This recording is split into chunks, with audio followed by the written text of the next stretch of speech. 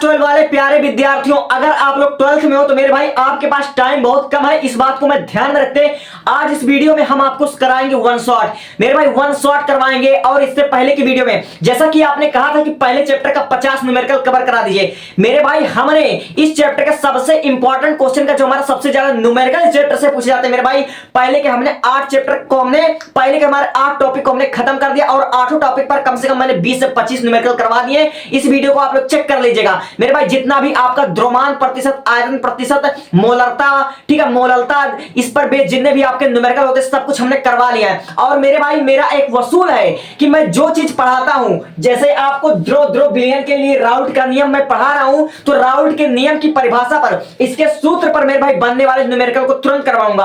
और पिछले वीडियो में हमने 20-25 न्यूमेरिकल को कवर करा दिया था, इस वीडियो में मैं आपको कम से कम 10-15 न्यूमेरिकल तो आराम से कवर कराऊंगा। और यह वन शॉट है, मोस्ट इंपॉर्टेंट टॉपिक को उठाया जाएगा।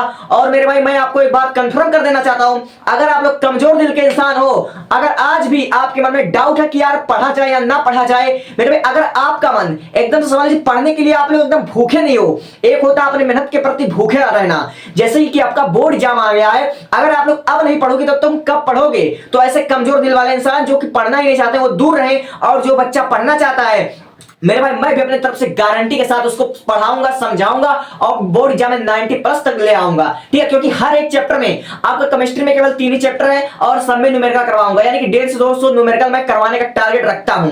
और 15-20 मैंने करवा दिया मात्र एक वीडियो में। तो बोर्ड एग्जाम की दृष्टि से जो हमारा सबसे मोस्ट इंपॉर्टेंट क्वेश्चन है वो हमारा है द्रव विलयन के लिए राउट का नियम। राउट का नियम 2 प्रकार का दिया था राउट ने, एक दिया था द्रव विलयन के लिए राउट का, और एक दिया था अवाष्पशील विलयन के लिए राउट का नियम, ठीक है। तो ये जो हमारा इंपॉर्टेंट टॉपिक है, इसको जितना भी आपको इंपॉर्टेंट लगाना, जितना भी आपको 5 स्टार रेटिंग देना उतना दे लो, और ये आपके बोर्ड एग्जाम में पक्का टपकेगा 2026 में, ठीक है। तो जो हमारा द्रव विलयन के राउट के नियम ने दिया था वो हमारा क्या है, उसको हम जरा यहां पर समझते हैं इस इमेज के माध्यम से। मान लीजिए हमारे पास कोई एक बर्तन है, ठीक है, ध्यान से समझना मेरे बात को, एक बार में आपको याद हो जाएगा। मान लीजिए हमारे पास कोई एक बर्तन है और उस बर्तन में हमने घोल रखा है बिलियन, ठीक है, एक बर्तन में हमने घोल रखा है बिलियन। तो आप लोग अच्छे तरीके से जानते हो कि मेरे भाई बिलियन में 2 घटक होते हैं, बिलियन में 2 घटक होते हैं, एक हमारा होता है बिले और एक होता है हमारा विलायक, ठीक है।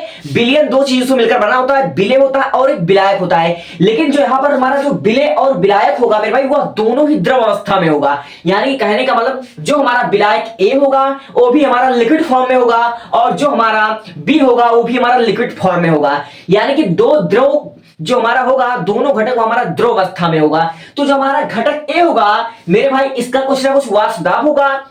आखिर जल क्यों होता है, वह लिक्विड फॉर्म में क्यों होता है, जल द्रव अवस्था में क्यों होता है, वह गैस अवस्था में क्यों नहीं होता मेरे भाई, वह होता है वाष्प दाब के कारण। अगर मेरे भाई पानी में वाष्प दाब ना हो तो पानी भी गैस बनकर उड़ने लगेगा। तो ध्यान से समझना मेरी बात को, मैं कहना क्या चाह रहा हूं, जो हमारा विलय है, ठीक है, जो हमारा घटक ए है, इसका कुछ ना कुछ हमारा आंशिक वाष्प दाब होगा, ठीक है, कुछ ना कुछ आंशिक वाष्प दाब होगा। तो मान लेते हैं हम कि हमारा जो घटक ए का, ठीक है, घटक ए का जो हमारा आंशिक दाब है वो हमारा है Pa, ठीक है, घटक ए का जो हमारा आंशिक दाब है वो हमारा क्या है Pa, और जो हमारा घटक बी है उसका भी हमारा आंशिक दाब क्या है Pb है, ठीक है। जो हमारा घटक बी है उसका हमारा जो आंशिक दाब है वो हमारा है Pb। तो मेरे भाई जब घटक ए का आंशिक दाब होगा तो इसका कुछ ना कुछ मोल प्रभाज भी होगा, ठीक है, कुछ ना कुछ इसका मोल प्रभाज होगा। तो मान लेते हैं जो हमारा द्रव ए है, जो हमारा विलायक ए है, इसका हमारा जो मोल प्रभाज हो गया वो मेरे भाई हमारा हो गया, ठीक है, ए का हमारा जो मोल प्रभाज हो गया वो हमारा काई ए हो गया। इसको बहुत से लोग काई बोलते हैं, बहुत से लोग चाई बोलते हैं, बहुत से लोग एक्स भी बोलते हैं, ठीक है। तो यहां पर हम मान लेते हैं कि इसका जो हमारा मोल प्रभाज हो गया वो हमारा काई ए हो गया, ठीक है, और इसका जो हमारा मोल प्रभाज हो गया, ठीक है, इसका हमारा काई बी हो गया, ठीक है, ध्यान से समझना मेरी बात को, काई बी हो गया। तो मेरे भाई ये जो हमारे राउट साहब थे इन्होंने हमारा यही बताया कि जो हमारा द्रव का विलयन होता है किसी निश्चित ताप पर, ये टेम्परेचर हमारा जो ताप रहेगा वह एक निश्चित ताप पर रहेगा, ठीक है। यहां पर दिया हुआ किसी निश्चित ताप पर द्रव विलयन में उपस्थित किसी घटक का आंशिक दाब, किसी घटक चाहे वह विलय ए हो चाहे विलायक भी हो, किसी भी विलय का आंशिक दाब जो हमारा होता है मेरे भाई उस घटक के, ठीक है, इसका जो हमारा आंशिक दाब होता है उसी घटक के मोल प्रभाज के समानुपाती होता है। ठीक है, उसी घटक के मोल प्रभाज के हमारा क्या होता है, वो हमारा होता है समानुपाती होता है। ठीक है, उसी घटक के मोल प्रभाज के समानुपाती होता है। तो हम यहां पर लिख सकते हैं मेरे भाई, ठीक है, क्या हम लिख सकते हैं, P बराबर, ठीक है, पी ए, ठीक है, प्रोपोर्शनल हमारा हो गया एक्स ए। ठीक है, और इसी प्रकार जो हमारा बी का हो जाएगा मेरे भाई, उसी प्रकार जो हमारा बी का हो जाएगा पी बी, हमारा इसी प्रकार हो जाएगा, क्या हो जाएगा, पी बी। ठीक है, यानी कि विलायक का बी का हमारा जो आंशिक दाब होगा वह प्रोपोर्शनल होगा किसके, मोल प्रभाज बी के। ठीक है, यही इतनी सिंपल सी बात हमारे राउत साहब ने हमको बताया कि किसी निश्चित ताप पर मेरे भाई ये ताप हमेशा स्थिर रहेगा। किसी निश्चित ताप पर द्रव द्रव, ठीक है, द्रव द्रव विलयन में उपस्थित किसी भी घटक का, चाहे इसका हो चाहे इसका हो, किसी भी घटक का आंशिक दाब जो होता है मेरे भाई, उस घटक के मोल प्रभाज के समानुपाती होता है, उस घटक के मोल प्रभाज के समानुपाती होता है। बस इतनी सी बात हम बताई थी राउट्स ने। ठीक है, बस इतनी सी बात को बताई थी। और यहां पर आप लोग देख सकते हो कि लिखा हुआ है माना घटक ए का आंशिक दाब। ठीक है, माना घटक ए का जो हमारा आंशिक दाब हुआ वो हमारा हुआ पी ए, और इसी प्रकार माना हमारा जो घटक बी का आंशिक दाब हुआ वो हमारा हुआ पी बी। ठीक है, तो माना घटक ए का जो हमारा आंशिक दाब, यहां पर मोल प्रभाज, ठीक है, ये हमारा क्या है, ये दोनों मोल प्रभाज लिखा हुआ है। ठीक है, इसको आप लोग, हम इसको दोबारा लिख देते हैं, ये हमारा जो दोनों है वो हमारा मोल प्रभाज है। क्या हमारा मोल प्रभाज है। ठीक है, ये हमारा है मोल प्रभाज, ये भी हमारा क्या है, मोल प्रभाज है। तो माना घटक ए का जो हमारा मोल प्रभाज हो गया, यानी कि हमारा जो काई ए हो गया, काई ए बराबर हमारा Na अपान Na प्लस Nb हो गया। ठीक है, अब ये क्या होता है मेरे भाई, आप लोग अच्छे तरीके से जानते हो, अगर हमें किसी भी चीज का हमको क्या निकालना है, मोल प्रभाज निकालना, किसी भी घटक का, तो उस घटक के मोल प्रभाज, ठीक है, उस घटक का मोल प्रभाज, ठीक है, उस घटक का मोल प्रभाज बटा विलयन में उपस्थित सभी घटक का मोल प्रभाज हमारा होता है। इसको हम जरा और अच्छे से लिख देते हैं। ठीक है, उसको हम जरा और अच्छे से लिख देते हैं। यहां पर हमारा लिखा हुआ है कि काई ए, यानी कि हमारा ए का जो आंशिक दाब, ए का जो हमारा मोल प्रभाज होता है, ठीक है, उस घटक का मोल प्रभाज बटे विलयन में उपस्थित दोनों घटक का हमारा मोल प्रभाज होता है। ठीक है, दोनों घटक का हमारा मोल प्रभाज होता है।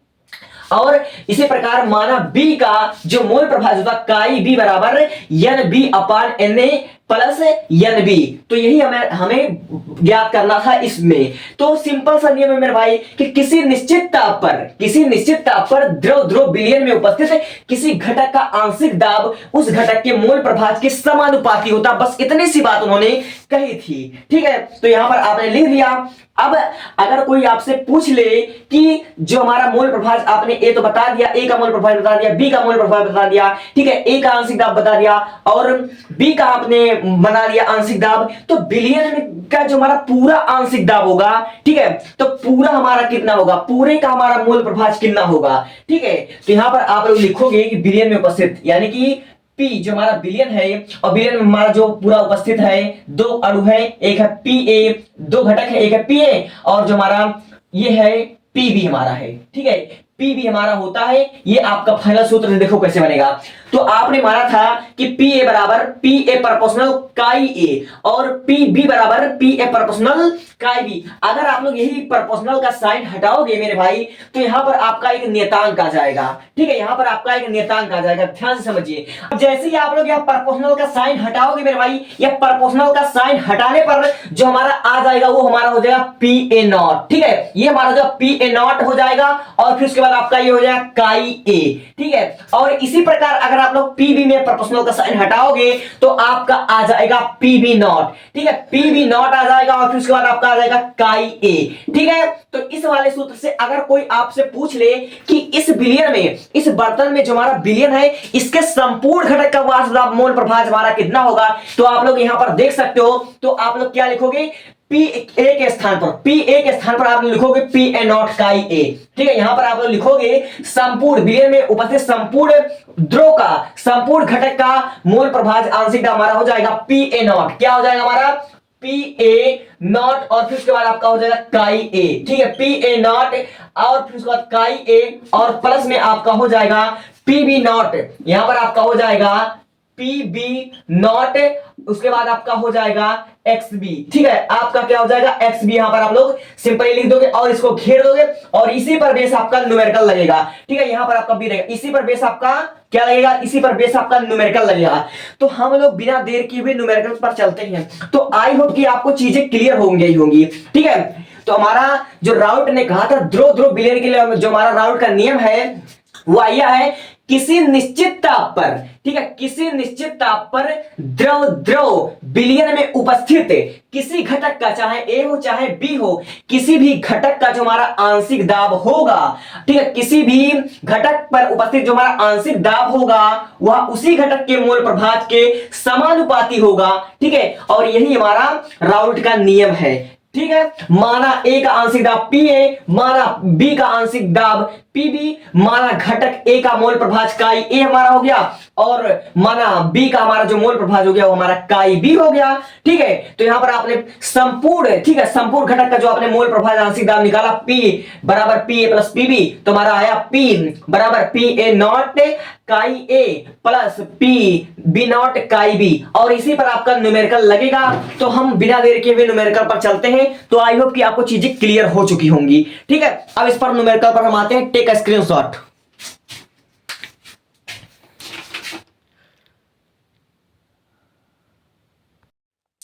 प्यारे विद्यार्थियों, इस वीडियो को चेक कर लो। इस वीडियो में मैंने पहले ही सारे के सारे न्यूमेरिकल करवा दिए, इसको चेक करिए।